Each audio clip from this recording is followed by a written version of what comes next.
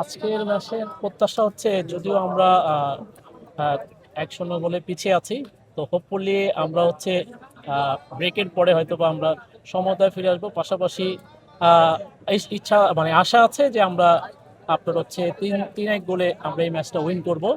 হ্যাঁ, এই তো। আচ্ছা, এইবার বিশ্বকাপে যে সবচেয়ে বড় দুর্ঘটনা ঘটলো যে ব্রাজিল শীর্ষ 16তেই বাদ হয়ে গেল।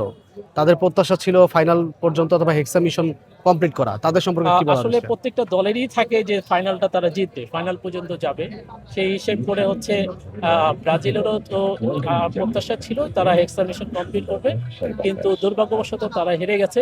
তো নেক্সট এর জন্য তাদের শুভকামনা রইল। তারা 30-এ অন্তত তাদের যে জৌলস খেলার, ব্রাজিলিয়ান যে খেলা হয় সেই খেলাতে তারা আবার ফিরে আসবে, এই প্রত্যাশাই তাদের মনে রইল।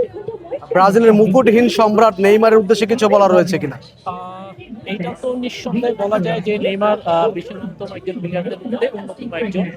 তবে নেইমারের জন্য খুবই দুঃখ লাগতেছে। বিষয়টা হচ্ছে যে তিনি তার মানে যে নামের প্রতি সুবিচার তিনি করতে পারেনি এবার।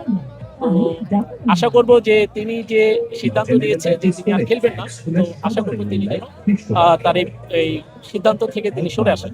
2030-এ তিনি যেন আবার আমাদের খেলা দেখার উপভোগ আমরা করি। Thank you.